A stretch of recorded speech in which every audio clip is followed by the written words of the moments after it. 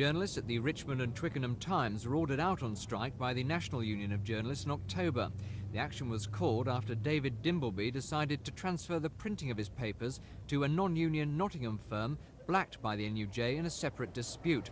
Originally, the strike was official, but that was later withdrawn to allow the union to take their case for continuing the strike to the Lords.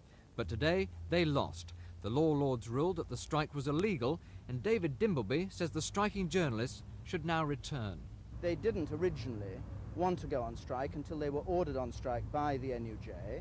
That threat has now been lifted, and I think they've each got to decide for themselves. I mean, they're perfectly welcome to come back, and I mean, I hope they will come back. But obviously, it's not for me to tell them to come back. You can't force anyone, thank God, to work against their will. I would never dream of doing anything that did that. I hope they will decide for themselves.